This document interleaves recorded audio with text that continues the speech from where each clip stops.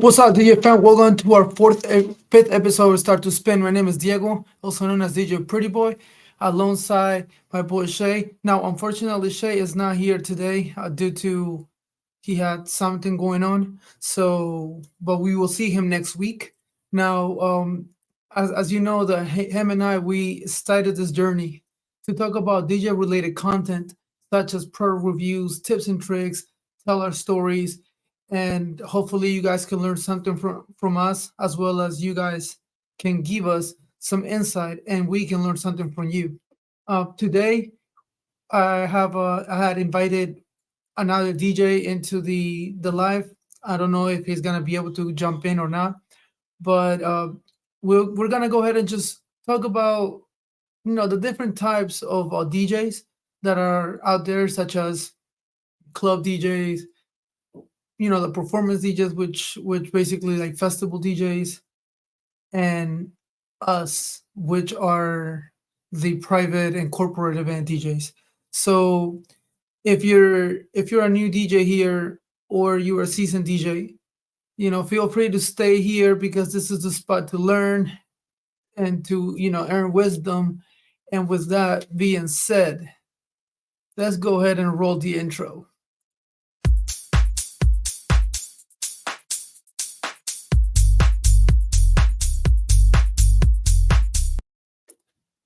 All right, guys. So just like I said, just like I mentioned, we were going to talk about the first, the different type of DJs we have, uh, starting with what we call the club DJ.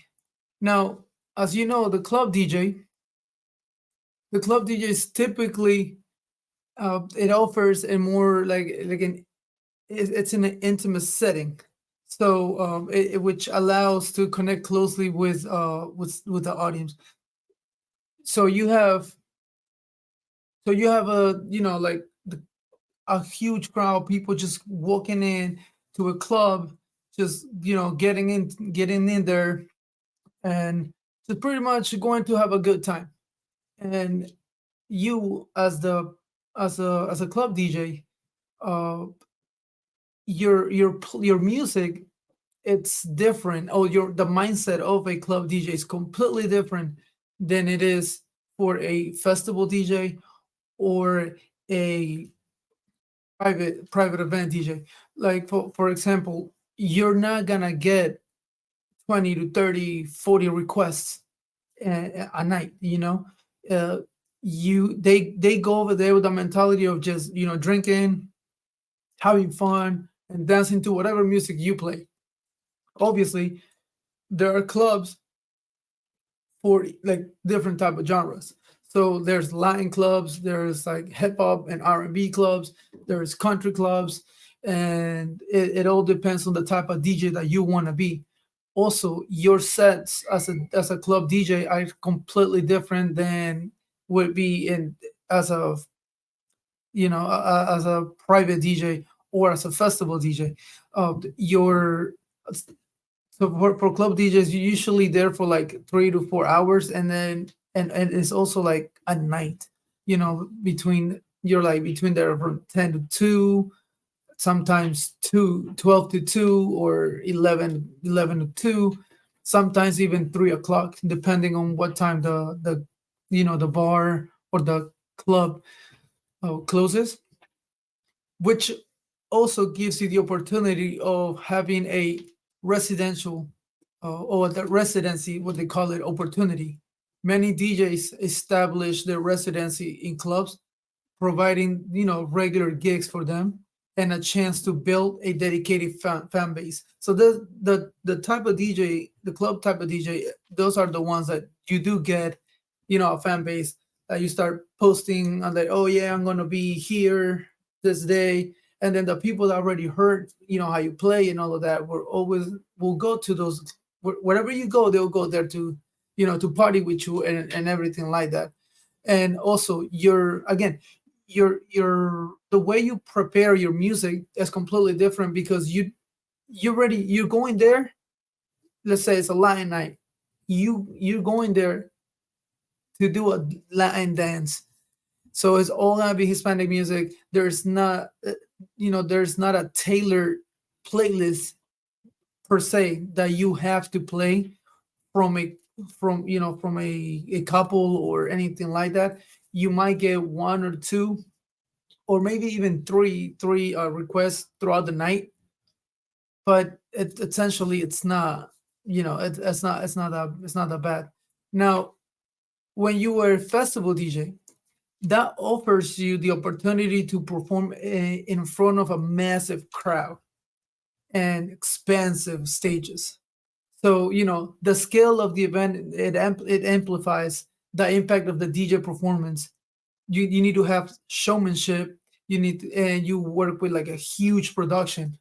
Now, like the festival DJs, they often are involved in like they're very focused in elaborating light shows, visuals, doing like crazy things on stage and things like that that complements the music that they're playing. More so, you get this festival DJs more for like EDM type of music, and also you guys play for shorter times. Festival DJs don't play for a long time. You're not doing a 6, 7, 8 hour gig. It's typically a shorter set that you prepare, as opposed to like clubs or private events. Now you also get a diverse audience when you festivals, they attract a broad audience with a diverse musical preferences, like and also which challenge the DJ to engage in certain very crowd. Now also it gives you the opportunity to collaborate. Festivals may provide opportunities for collaborations with multiple artists sharing the stage and performing back-to-back sets.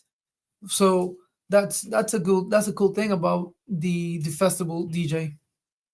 Now, when it comes to a private event DJ, now this is more tailored. It takes more time.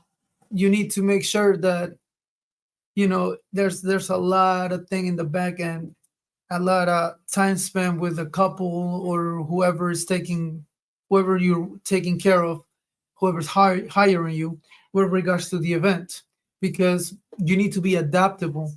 You have to be professional. You need to be able to navigate into different requests while you also trying to maintain a polish and also a refined presentation.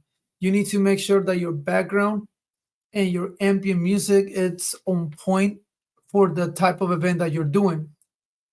Now, the private events may involve, playing background music for cocktail hour, dinner music when it's the dinner time, and when ceremony has a specific type of music that some newlyweds wanna want in that type of in that section or portion of the event.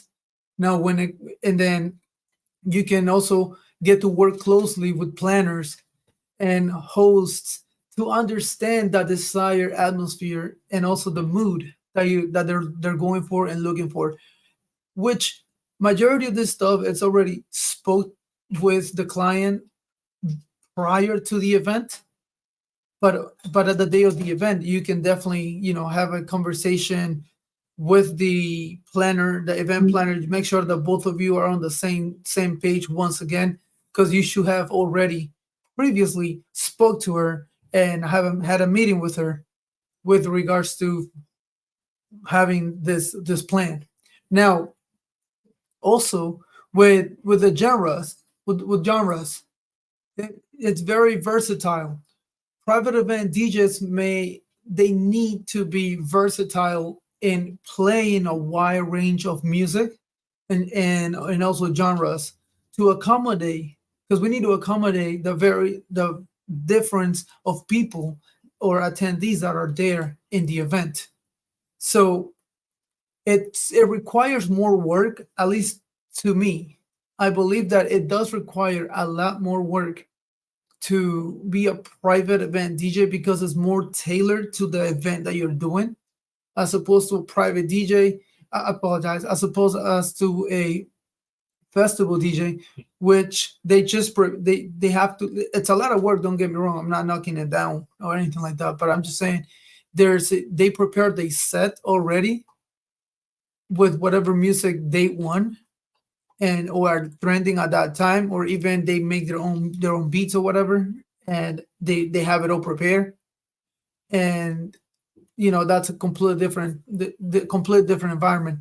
Now when you have a different, like a club DJ, again, you go there with the music you have. Yes, you somewhat prepare for the night just to make sure you have enough songs, but again, it's not so much tailored as a private DJ would be. So I think, as a, like, if we put him into a one, two, three, at least to me, I think that when it comes to like a private event DJ or a corporate event DJ, I think like that's number one. Club DJs are number two, and then festival are number three. And again, yeah, I might be wrong. It's just what I think with regards to the different types of DJs that we have here, and then there's also gonna be times where you have to play whatever they want you to play, especially on the private event, because you can't go into a festival and be like, hey, play this to the DJ. No, you can't even reach the DJ because they're so high up. Oh, in clubs, they got their own cabins and things like that. It's really hard to get to the DJ as well. But when you are in a private event, no, in a private event, you can walk behind the booth and, as a DJ for whatever request you want. A private event DJ will get a whole bunch of requests from different genres, and you need to be able to accommodate all those requests, if time permits, two, if you have the songs, and three, if they're appropriate for the event. Because you cannot, if you are doing, like you're doing hip hop and you do they're going hard, you see the dance floor is like packed, and here comes someone asks for like a country song. You can't just go from hip hop to country, because you're definitely gonna, you're gonna kill the vibe. Maybe might not kill the dance floor, because my people just some people might stay there and just go like this or whatever, but you will definitely kill the vibe. So as a private DJ, also you need to understand that the wave of the vibe, you control that. You control everything. We are, I want to say, like 50 to 70% of the whole thing. Everything like goes around us. We determine whether the party ends up being lit or it's not. So we have to be very, very, very careful with song choices. We need to be very careful with how we play this music, and what time you play in what times you're gonna play the music. It's not just going in and pressing buttons and just playing. No, there's a lot of preparation that goes behind the decks that people don't see. And that's another thing that I wanted to bring up. And uh, I don't know if this has happened to you guys, but for some reason, and I've noticed that the DJ, at least for private events, now I'm just gonna focus myself in the private event section, because that's mainly what I do. I've done restaurants, I've done hookah bars. I've never done a club. I've been offered to do it, but I rather not. I don't like those like late nights and things like that. I'd rather do private events. And so yeah, so I'm gonna talk to you in my perspective in in the private event and corporate event, because I've done both. So I don't know if it has happened to you guys, but the DJ is almost the last person to get hired on an event. Let's just talk a wedding. So, for example, on the wedding, before the DJ gets hired, they got the flowers, they have the food, they have the venue, they have the photographer, the videographer, the event coordinator, and then there's a DJ. Like, it doesn't, like, to me, it's not, I don't understand why they think that like we are the least important when if there's no music, there is no party. You know, even if it's background music, you still need the music. So with and then you don't want to have just yourself just going to your phone and like changing songs or whatever. And usually on a wedding, on a quince, sweet 16s, corporate events, people go there to party, to celebrate. And when you celebrate, you know, you want it to be you want it to be a vibe, you want it to be loud, you know, like you want it to be fun, non-stop dancing, and people just having fun, having a blast and enjoying the day. So yeah, so why, you know, that's one question that I have. Why is it that we are the last ones to get picked out of everyone? You know, like like honestly, flowers, they're good for that day, two, three, and then they die, right? So there you go. Videographers, photographers, yes, they're important. I mean, don't get me wrong, every single thing is important. I just think that the entertainment part of it is like 50 to 70% of the event. We if we suck, we can definitely kill the whole event. Doesn't matter how many flowers are there. Doesn't matter how good the photographer it is, because faces are not gonna be happy. You know, videographer, what are they gonna record if we suck? No one's dancing. They're just gonna record the couples getting like they got married, they ate the cake, they did their speeches. That's it. They don't record it because there was no like the DJ sucked, they didn't dance, or let's say there was no DJ, there was no music. What else are they gonna record? Nothing. So, you know, like that's the end. And I know that this has happened to you guys. I definitely know that this has happened to you guys. When you get a call, you get a call and they tell you, hey, how much will you charge me for for this event? But I just need like like two speakers and nothing big. It's just gonna be a very small wedding, about 60 to 80 people. Something light. Uh, what like what does that what does that matter? Like that doesn't, whether you have 50, 60 people or the venue is mid, it's not too big, it's not too small, it's medium size. Like it's not really gonna change the prices that we have. The reason why we have prices or like packages, majority of us, we have packages. And yeah, we could do a la carte, but it becomes more expensive than having the packages that we have specifically set up for a reason. We have gone through so many events that we know what to take to what event that is the most cost effective to us, and is gonna be the most cost effective and performance for the couple. So that's another thing that I don't understand. Like they just think that people just think that because they tell you, oh yeah, it's gonna be some slight, nothing too big, blah, blah, blah, then you're gonna bring down the price. Then they ask you and like, oh yeah, so how much will you charge me for a wedding? And I'm like, I know. I'll be like, okay, how many hours are we looking at? So my packages, we have a 4 hour, which is basically just reception. We have a 5 hour, which is ceremony and reception, and then we have the 6 hours, which is ceremony, cocktail hour, and reception. So are you looking for the three? Are you looking for one? And let's just say that they say, "Oh yeah, yeah, no, I just need the ceremony and the reception. All right, we don't need cocktail hour. All right, that's fine. Let's just say I'm gonna just throw a number in there.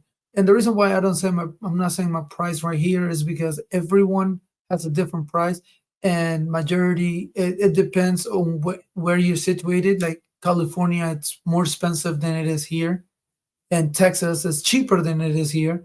So, you can't really correlate the prices unless it's someone else within your area.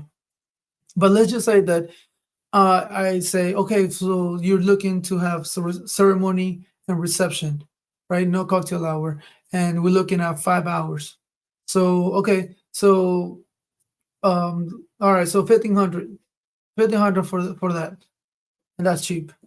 But all right, so 1500, and then they're like, oh, well, can you do any less? Like, did you ask the flower people? Can they do any less? Did you ask the venue if they can do any less? Did you ask the photographers?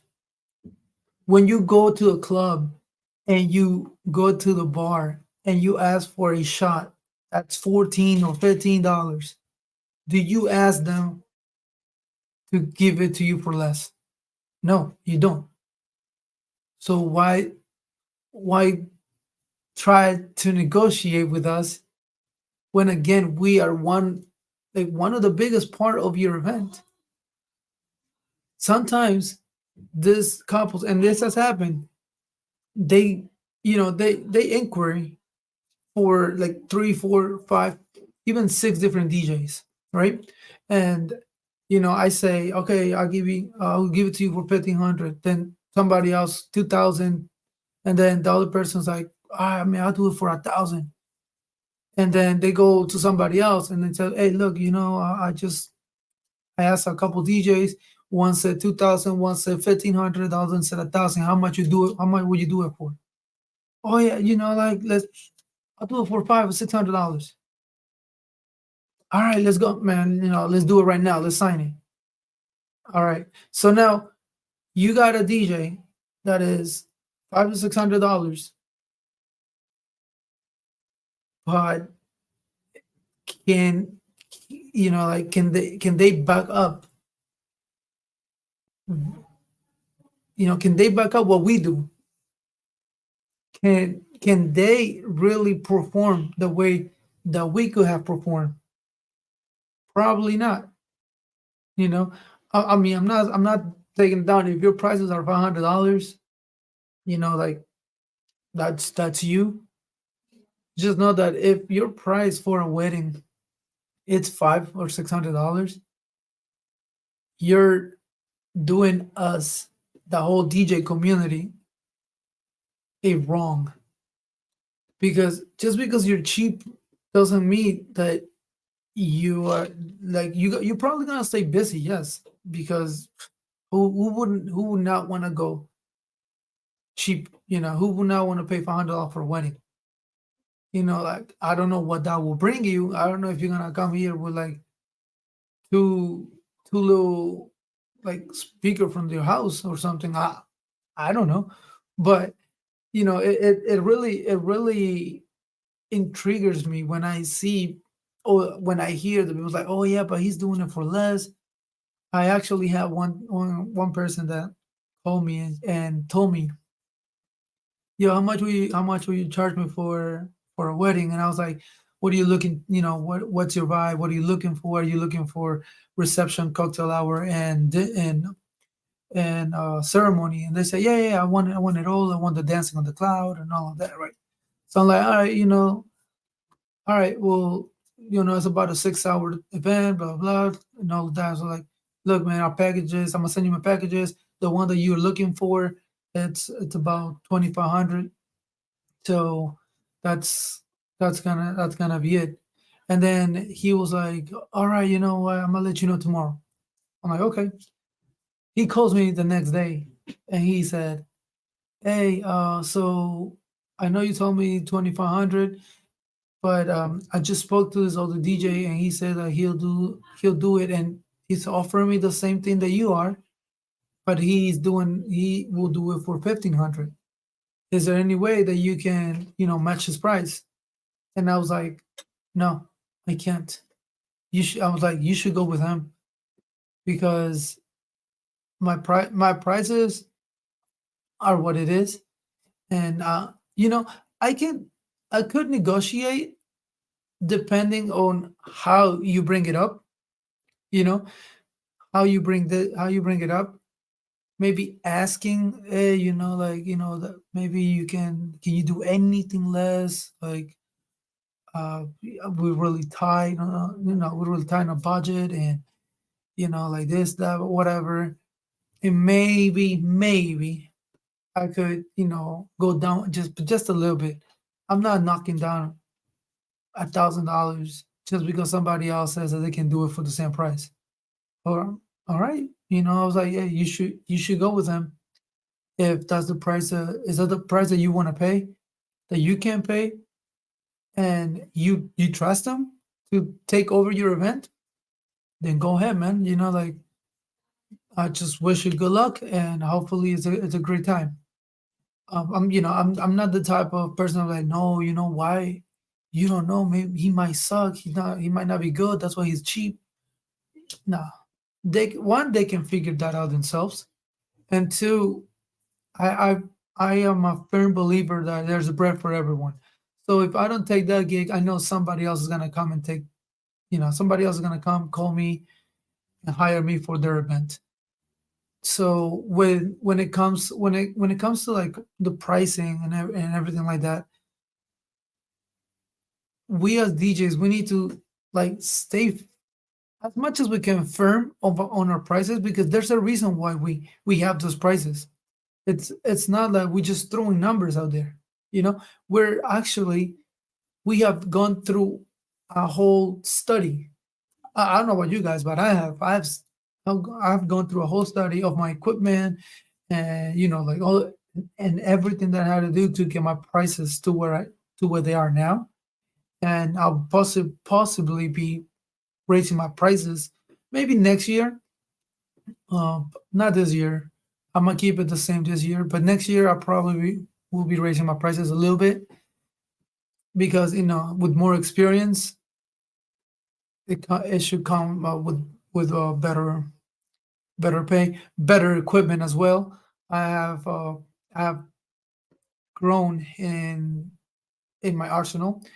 As you guys already know, I started with my EVC Alexis, and now I'm rocking the Maui 44 G2s, which they're amazing.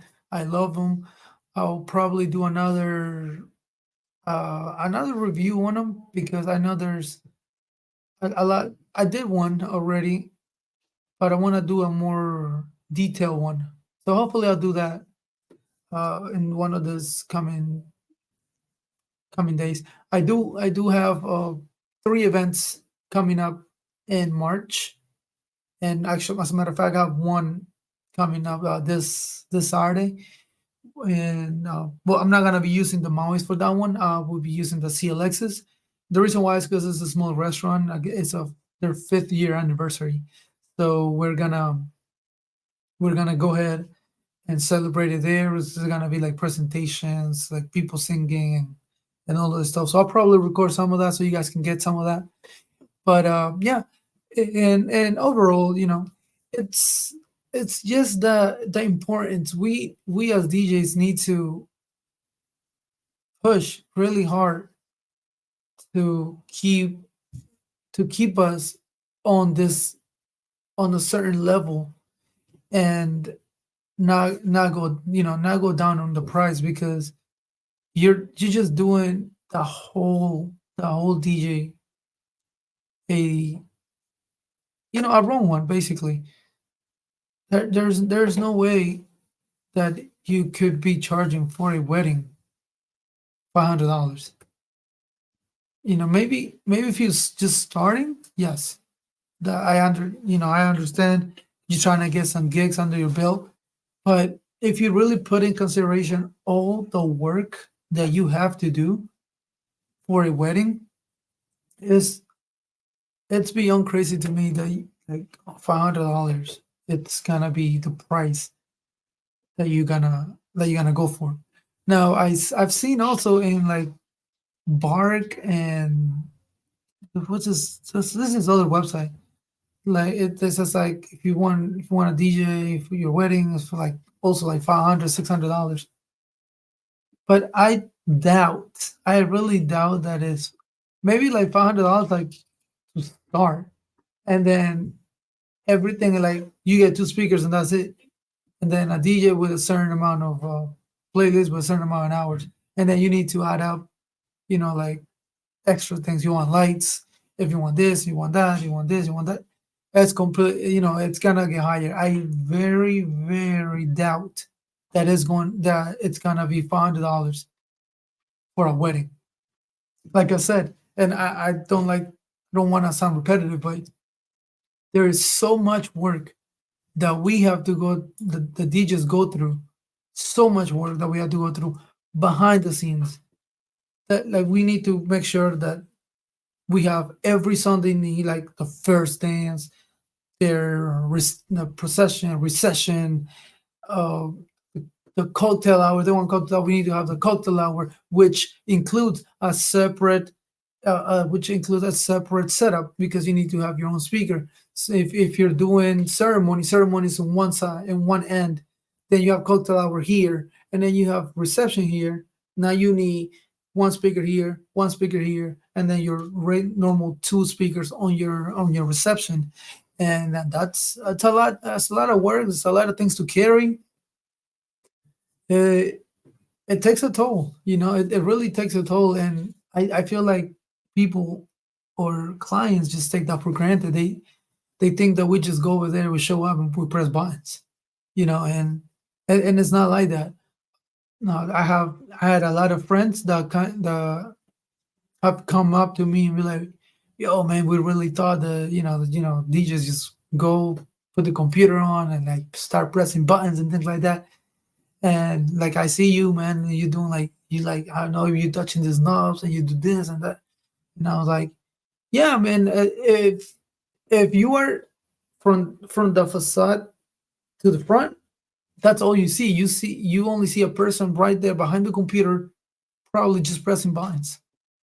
But again, there is way more to that than just pressing buttons. We need to prep probably way harder than anyone in the event to make sure that the night is successful.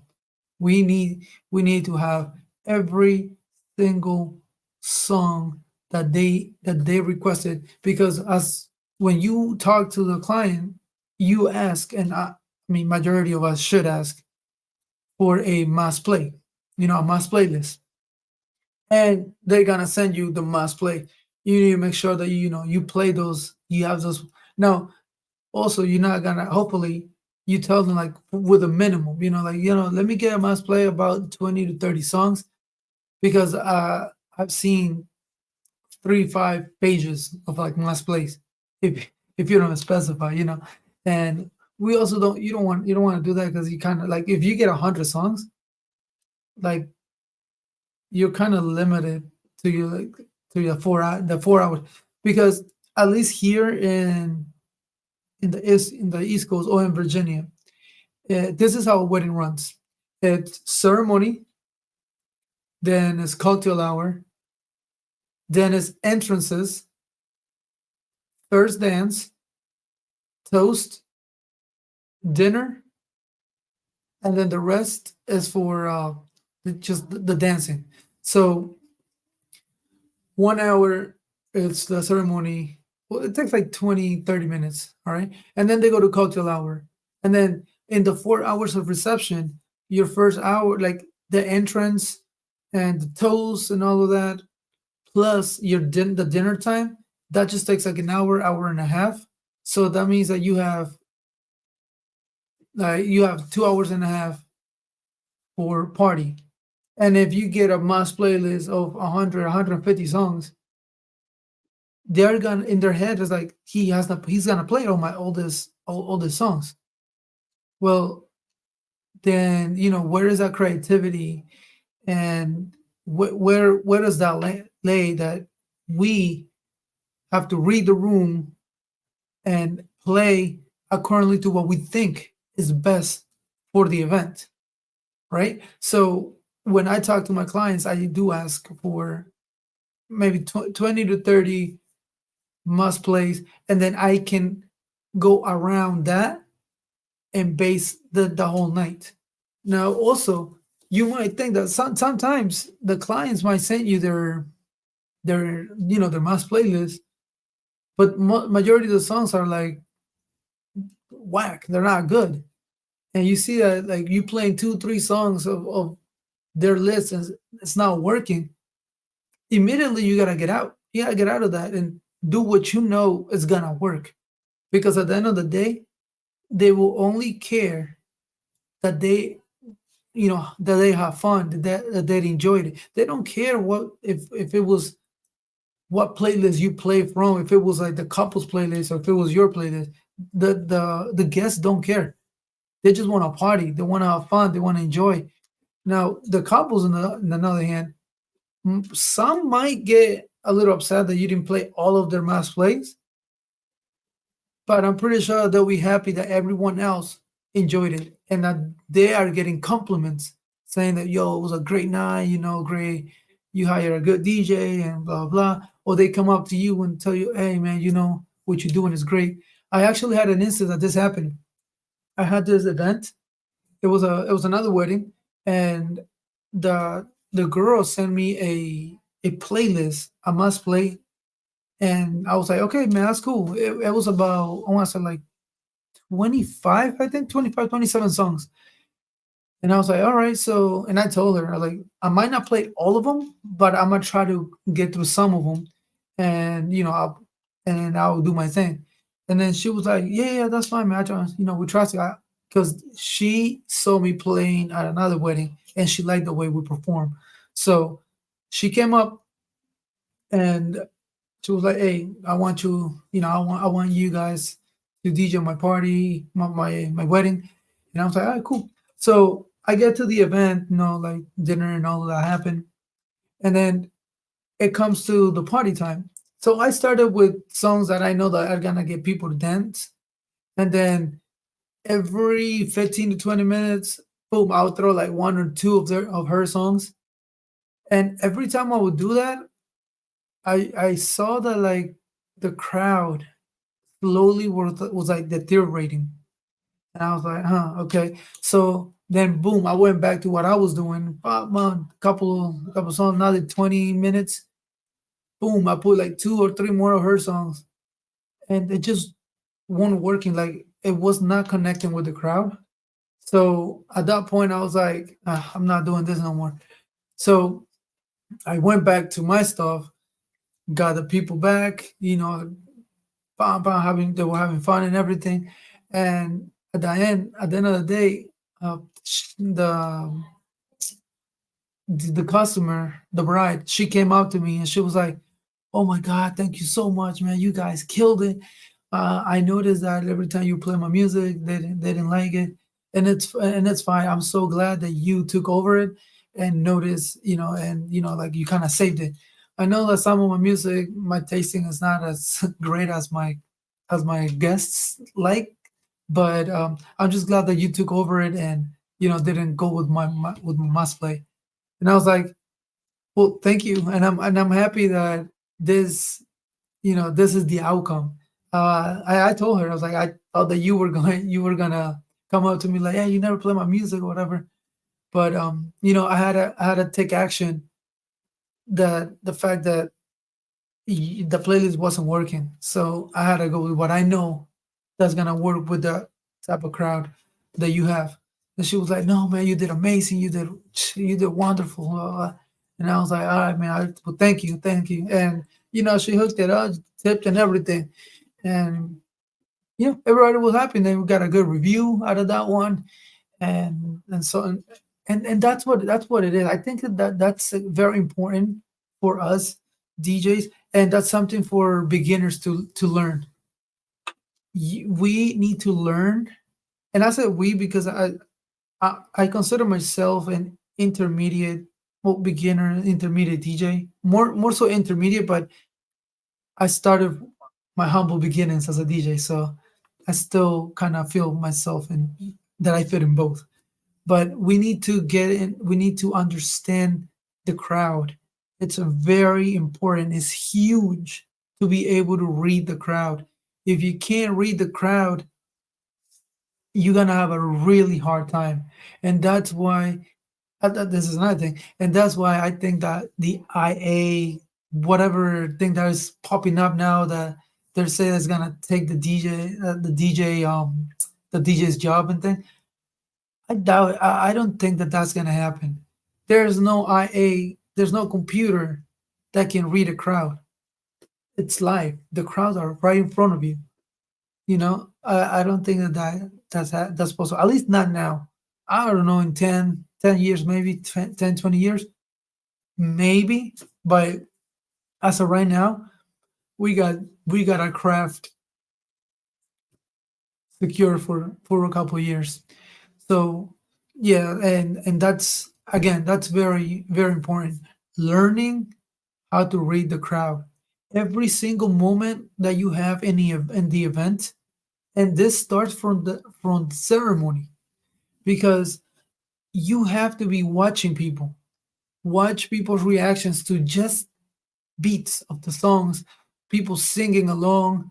You can tell as you're walking around, and with time and with more events under your belt, you will be able to tell when a person is a danceable, a danceable person. You can tell when someone is ready to party, and those people are the ones that you need to target once the event starts, once the reception starts, because all you need is for one, two, or three people to break the ice to the dance floor, and then the whole night is going to be a breeze. Guarantee. If you learn how to read the crowd, you are pretty much set for success, because when you learn how to read the crowd, you understand what they like. You self-consciously start playing the music that you know that they're gonna like, and that reaction is there, so you just gonna you feed out of that reaction, and then you keep going and you keep going and you keep going, just throwing this song and this song and this song, and then it's just gonna be a blast. Everybody's gonna say you're the best DJ ever. So yeah, that's just another thing that I think is very very important for us as DJs, as private DJs, that we need to be able to read the crowd. And just like we were talking last week with Shay about the beat matching, this also includes beat matching with reading the crowd, because you need to keep everything on one level, and everything needs to be harmonically in peace, in sync. Everything needs to be together when you go when you're performing for a private event, for a wedding or a quince, or so on and so back and so on. Even when they do requests, you need to make sure that you can go ahead and transition from what you're doing to that request. If it doesn't fit, then you tell them to, yeah, I'll play it later on, or whatever. If you if you feel like it fits right then and there, it's like, I got you. I'm playing the next. You know, if there's a song that you don't know, you have to listen to it first. Make sure that it, one, is clean. Two, it fits the vibe. You got to make sure that this is what the crowd needs, based on based on you reading the crowd. You need to make sure that this type of music is what they want to hear. Because if it's not, then don't play it. Don't play it, at least not at that moment. Maybe there's gonna be time no one will dance for a whole 4 hours. People are gonna get tired. They're gonna go and get a drink or so. So once you see that your dance floor starts dying down a little bit, kind of like a party break, boom, throw those request songs in there. And like Shay said last week, he mentioned that when it's a song that is completely like out of sync, out of the ordinary or whatever, he will shout out the person that gave the request, so he can save himself. And I guess in a way it's a good thing, because when you play music and here comes someone to request a song and you play it, they look at you. They don't look at the person that requested. They don't even know that somebody requested. But if the song sucks and it clears the dance floor, who looks bad? You, the DJ. So that, I guess, that's a good thing. We should. I'm gonna start doing that. If it's a request that they really want me to play, I'm gonna play it, but I'm gonna shout them out, or I'm gonna be like, "Yo, Pee Wee, tell them, tell everybody that it's them." So that's a good tip. That's a good tip to do. Yeah. So another. Let's see what else is in there in the private event that requires a lot of work, knowledge, um, positioning, speaker positioning. So, like we also talked about this in one of the episodes. When it comes to positioning your speakers, or you doing your setup, it's very important. It's crucial to go to the event, to the venue, especially if it's a venue that you've never been. Get there for like 3 hours, three and a half hours, maybe 4 hours in advance. Go over there, analyze the room, make sure that where you're setting up is the most appropriate way for you to do your job right, to perform, and to project the sound how you best know how to project it. You want, preferably, obviously, we all want to be as close to the dance floor as possible. And the reason why is because the sound, we want mainly for the sound to be to the dance floor, and everyone else around can still hear the music, but they're still like with the level enough to talk, to have a this. There's a lot of people that haven't seen each other in several years, and now they meet up again and they want to catch up and things like that. You don't want people going outside, or like grandmas and grandpas leaving because it's way too loud, because you're trying to project the sound through everywhere. It's not necessary. It As long as you project the music, the sound goes directly to the dance floor.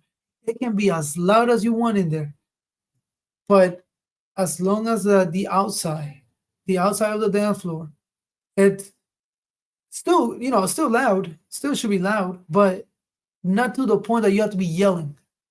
Well, at least that's how I set up my. That's how I want my speakers to sound. That's how I want to set up. I want to project a environment that is, it's like party time here, and then like a lounge type of thing on the outside. Because I think that's how it should be. People that don't want to dance, they can be at and their table sitting down, just talking, chilling, singing along or whatever. And everyone that wants to dance should be in the dance floor, getting hit with the bass and the vocals of the song. So that's very, very, very crucial. Your speaker placements when it comes to having the dance floor. It also prevents you from redlining. Never redline. Don't redline. It prevent that the setup or the setting of your speakers. It will help you. And I know that there's a lot of people, a lot of DJs, and I have fallen into that too. That once you're in the you in the role, you in the mood, you like put the volume all the way up and you start redlining. Try try your hardest not to redline. I know. Put up put up the volume on the mixer. Put up the volume on your speakers to a certain to a certain amount. Like your mixer, make sure that it hits yellow max. It should never hit red. Your controller, it should never hit red. Your speakers, there could be some clipping, the little flashing, but if you get a solid clipping, then you're pushing it too much, and they might go into like a shut out. They might shut off. They go into this like a safe mode, whatever, and then boom, the music's gone.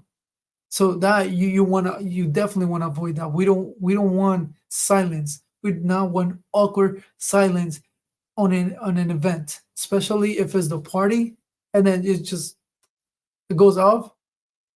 That's so like awkward and weird. So we also gotta understand that it's equipment that we're working with, and we need to take care of it because that equipment is what gives us the money.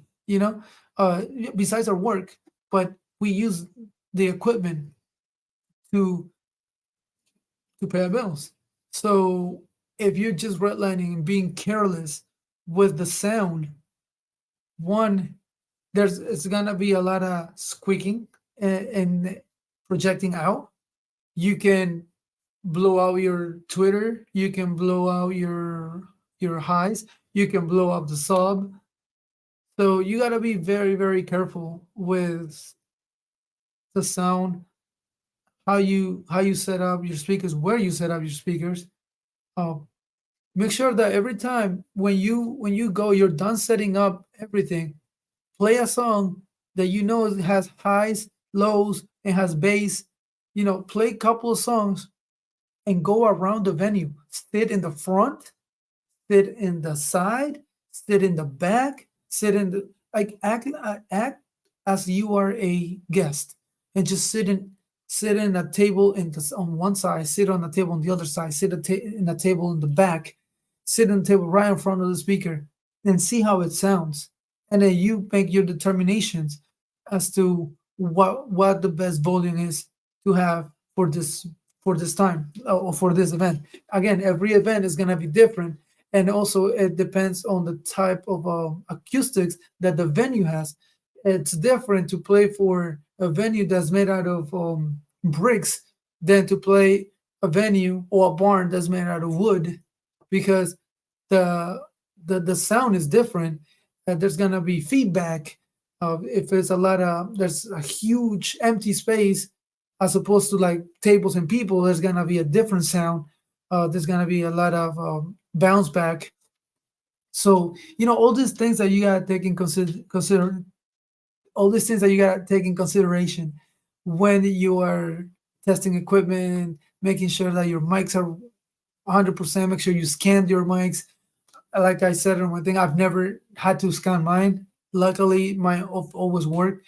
But again, I'm getting to my events 2 to 3 hours before and making sure that everything works. Especially when it comes to lights and the Airstream DMX, that gives me problems. I mean, every now and then, that's something that it's I like give or take. It could work, it could not work, but at least I'm there and I'm done setting up. And if it doesn't work, it gives me time to troubleshoot and make sure that that's 100%. Just remember that every single time when the doors are open and people are coming in, everything needs to be 100% perfect. Everything. And if something goes bad, make sure that you have a backup plan for every single thing that could go wrong, because if you that's what makes it professional. You need to have a backup for everything. If anything goes down, you should be able to either troubleshoot it quick or have a replacement for it. So just be very mindful of these things when you're going to an event. Again, there's a lot of things that it goes through our minds, not as DJs.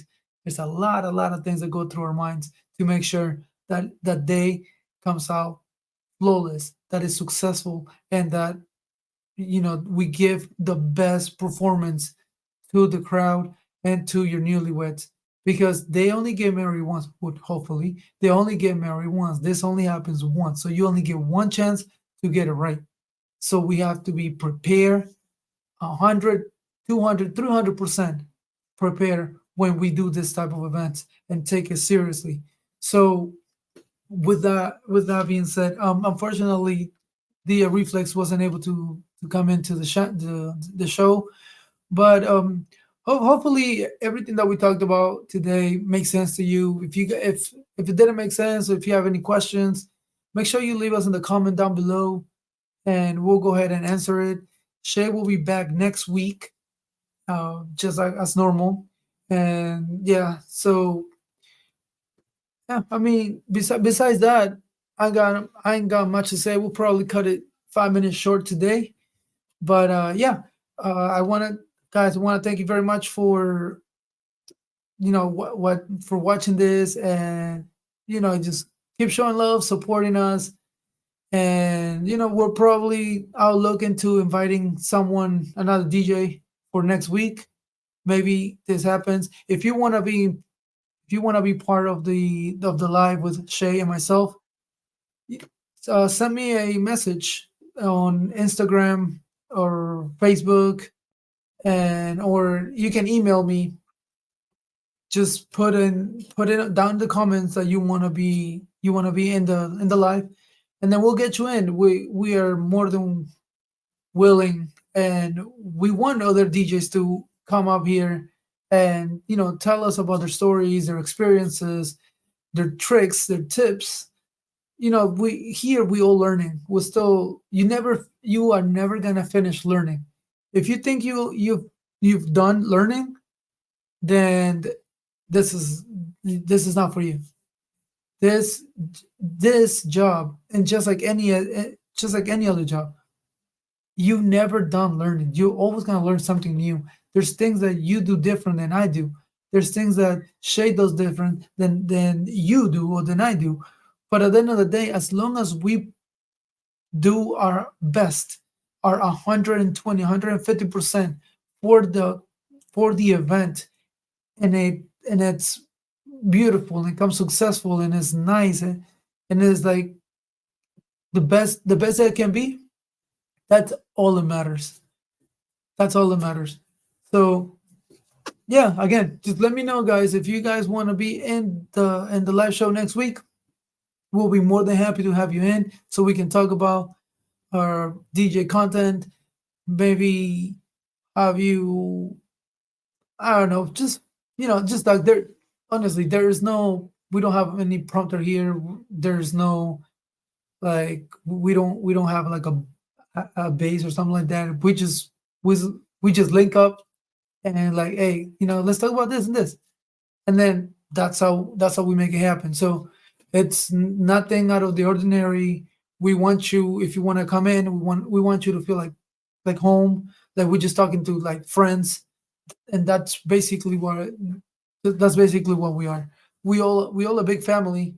We should all help each other. We should all be able to like guide each other in the right direction, and learn from your peer, learn from somebody else, and there's bread for everyone. So there's no need to, like, be stingy or wish bad on other DJs so you can get an event or things like that. Now there's always gonna be another person.